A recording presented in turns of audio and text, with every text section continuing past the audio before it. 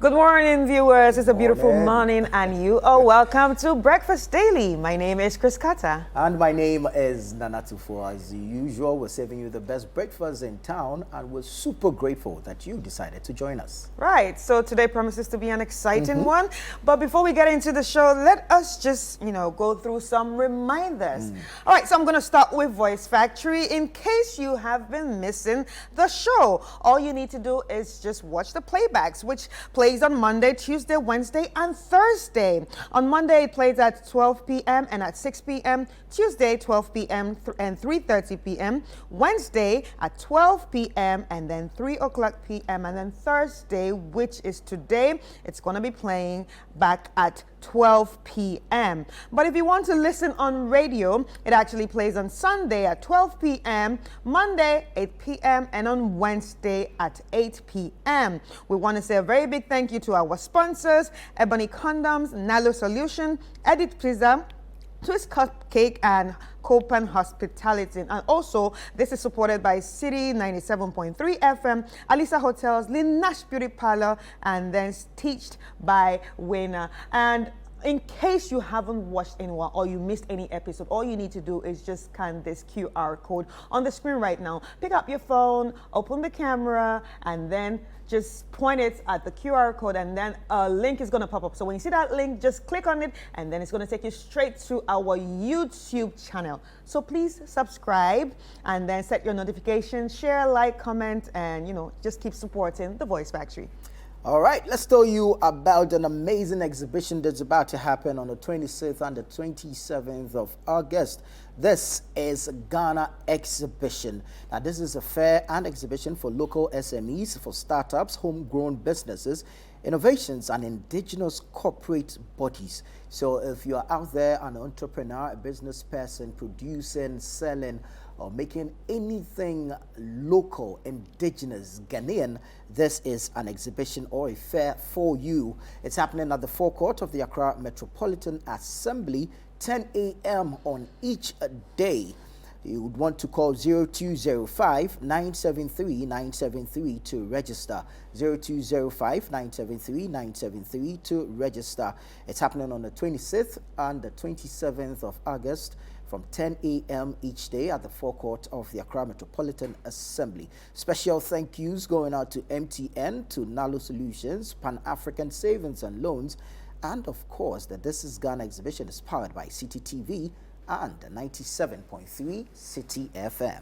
All right, so we've been talking about the literacy challenge for a while right now, and we are soon going to be climbing on level 2. So remember that level 1 was put out there for JHS students to write an essay, and now there are going to be top 50 contestants chosen from all those people that sent their essays. It's time for them to write an aptitude test, and that's what the level 2 is all about. So the top 50 contestants from across Ghana to make it to the next round of the literacy challenge will be taking part in a written aptitude test, and it's going to be on Saturday, the 12th of August 2023 at the Accra Digital Center, and the time is 12 noon. So for more inquiries about this, all you need to do is call 055 8973 973 055 8973 973. I want to say a very big thank you to our sponsors, Ghana Gas, M4 Weeby Crunchies Biscuit, and SIC Insurance PLC, PGL, Dex, Fortune Rice, and Alive. All right, so it's been amazing. I mean, the weekends have not been dull anymore because of the infusion or introduction of the Voice Factory. Yes, challenge, right? yes. It's been beautiful. Every Saturday evening, you get to enjoy, a raw, pure talent. Yes. And these voices, they're doing so amazing. Judging from week 1 or even from the auditions when they were picked. Yes. And from all the coaching they've been through and how they've improved themselves. They've improved so much. It's just beautiful to watch and to hear them sing. Sure, oh boy. Sure. and also we want to say a very big thank you to each and every one of you voting for them, because your votes are actually very important. Remember that even though we're in the business of creating the next superstar, you also have the power to help us, choose who the next superstar will be. And it's all by voting. So it's time for us to check out how you have been voting for your contestants. Let's look at the league table. Cielo B, A.G. Wilson, Bella, Riguello, Jeriel, Seiram, Ernest, Citi, Princess, Manuel, Cleos.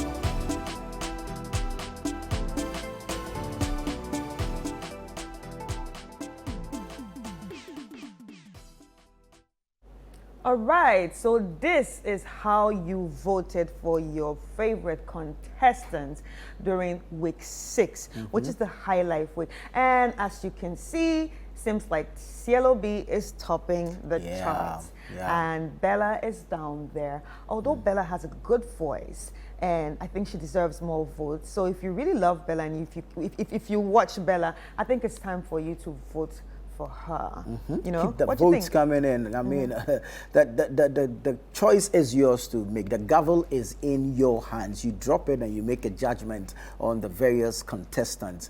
By doing so, you're voting for the best amongst all the contestants that we have. And so we want to entreat you to vote and keep voting. Because, I mean, these contestants are putting in their work. They're doing amazingly well. And it is up to you to vote for them, to push them up there to the top. Right. So if you're wondering how to vote, all you need to do is pick up your phone and dial *920 *973 hash. *920 *973 hash. And in case you do not have Momo, all you need to do is head to citytvonline.com/Voice Factory, and then you can vote for them. Remember that you can vote as many as 999 times for one person. All right, so keep voting and keep helping your favorite contestants in the competition. Now let's check out the quote of the day. All right, so the quote of the day is from Ethiopia, actually. Okay. Telling a secret to an unworthy person is like carrying grain in a bag with a hole in it.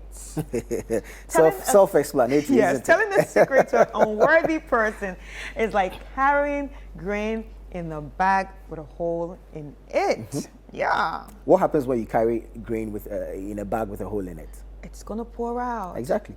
So it's self-explanatory, isn't it? Everybody's going to pick it. Everybody's going to know what you're carrying. Even if we don't want to pick it, the wind will blow it in our direction. Exactly. So, yeah. Even though we don't want to know about what what's in that bag. The wind is going to blow it in our direction. It's going to blow. Exactly. So know whom to talk to, what to say to that person, how to say it to that person. Right. I mean, you want to keep your deep secrets to yourself. Secret. Yeah. That's why it's a secret. That's why it's called a secret, right? Exactly.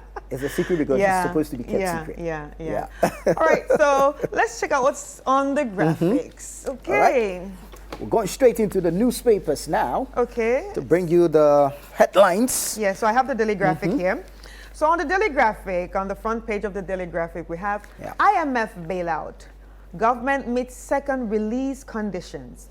Slave trade reparations. AU approves Ghana conference. And GCB Bank at 70, testament of banking leadership, says the Bank of Ghana.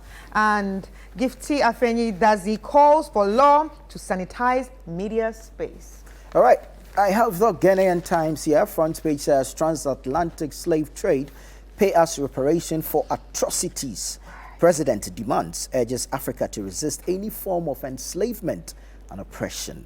Comes with a picture of His Excellency President Nana Addo Dankwa Akufo-Addo. UCC honors Dr. Prempeh, 6 others for contribution to humanity. Hey, looks like Napo is really receiving honors. Loss incurred in 2022 due to DDEP. This is the Bank of Ghana speaking. Comes with a picture of Dr. Ernest Addison. He is the governor of the Bank of Ghana. All right, so on the Daily Guide, we have you can't impose candidate on NPP, Akufo-Addo. Giba, that's GIBA, sues AG, KNet over DTT platform. 7 grabbed in Cecilia Dapa, $1 million stolen cash. Attorney General, others probe. Nana pushes for prioritization of women and children. And Let's take it into the Chronicle. Front page says, I have no candidate in NPP presidential primary. This is President Akufo-Addo speaking. Afri Akoto receives more endorsements. Akufo-Addo's appointees feel too comfortable. This is attributed to Ibu Kwanzaa. Government invests $1.4 billion in water and sanitation sectors. And Ghana launches AFCFTA trade expedition to Tanzania. Then, of course, there is a scripture for the days taken from the book of Zechariah, chapter 8, verse 16. These are the things that you shall do.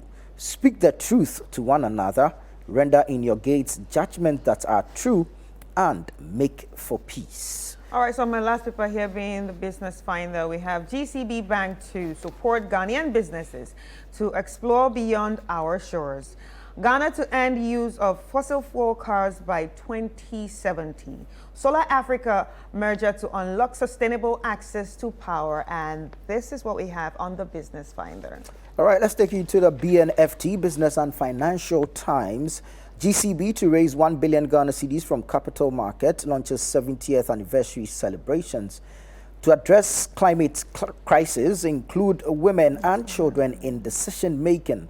This is President Akufo-Addo speaking. BOG assures of policy solvency despite DDEP-induced difficulties. Social programs are safe. Finance Minister assures as indexation mechanism for LEAP begins in the fourth quarter of 2023. That's the front page of the Business and Financial Times. All right, so let's head to citynewsroom.com. You can as well join us by picking up your phone and just head straight to citynewsroom.com. Some of the headlines here are: organized labor rejects Asogli's monetary compensation for sacked union executives. Judicious use of nation's resources key for its transformation, and that's by the former president of Liberia, Ellen Sirleaf. And President Akufo-Addo pledges 1 million Ghana cedis to support Mediama's Champion League campaign. Will find and prosecute robbers involved in Ablekuma bullion van robbery. And that's by Ambrose Derry. Lastly, we have the past conduct undermines confidence in public officials. All right, for your authoritative and relevant business news, you'd want to go to citybusinessnews.com. Some of the stories on the website include BOG answers questions arising from 60 billion Ghana cedis loss. Government targets conclusion of key aspects of DDEP by September 2023. Organized labor willing to engage government on inclusion of pension funds in DDEP. And of course, if there's a feature story, mid-year budget review, Finance Ministry engages journalists. There's an agribusiness story that says Cocoa Board revises deadline for debt exchange program to August 3. And so you would want to log on to citybusinessnews.com for the relevant business stories and, of course, all updates in the world of business. Your authoritative and relevant website there is citybusinessnews.com. Right, interesting stories this morning. Top amongst them is the president from his engagement with some party communicators yesterday, where he formally announced that he has no preferred candidate in the run-up to the NPP's presidential primaries. I think that's very important, though. It is. It is actually very important to put it out there. Yeah, because, I mean, for a party in power that is looking to break the 8, you know, we have this 8-year cycle for political parties and, of course, our elections in the country. So it's important that the president makes his stance clear, because there are 10 different individuals in there that are competing for the flag bearership race. So it's important that he comes out, I mean, to dissociate himself from whatever tag that is being hanged on him. It's important he does that. But in that same meeting, he did underscore the difficulty ahead for the party heading into the 2024 elections. I mean, I feel he spoke quite honestly on that particular issue, that going into the 2024 elections, it was going to be challenging for the New Patriotic Party. It is. A party that has been in power for the past, 6.5 years, ending its tenure officially next year, but going into an election seeking to break that 8-year cycle, seeking a third consecutive term. It's you know, it's even not going to be easy because of everything that's going on. You know. Yeah. And I'm sorry to say, but it seems like they have lost trust. I mean, people have lost trust in them. So it's really going to be hard. They have to work hard. They really need to come out and then convince us really well. Then that's exactly what he was saying. So he just sought to hammer the fact that it is important to devise proper communication strategies, to put in systems that will help the party navigate the elections next year. Because if not, really it's going to be very, very difficult for them, because currently as we speak, I mean, I am no soothsayer, I am no pollster, but if we should conduct elections today, it will be very, very difficult for the NPP to stay in power. So, I mean, he is leaving. Of course, he is leaving. He has served his term. I mean, his tenure will be ending next year. But it is important for him to lay a fertile ground for whoever will be taking the mantle to lead the party into the next elections. And if they win, they have a lot of work to do. Clearly they do. They have serious work to do. Well, I mean, whoever wins power next year will have a lot of work A lot of work. Considering the abyss we are in lot of at the cleaning moment. up to do. Yeah. Right. All right. Anyway. Well, let's get into sports now, shall we?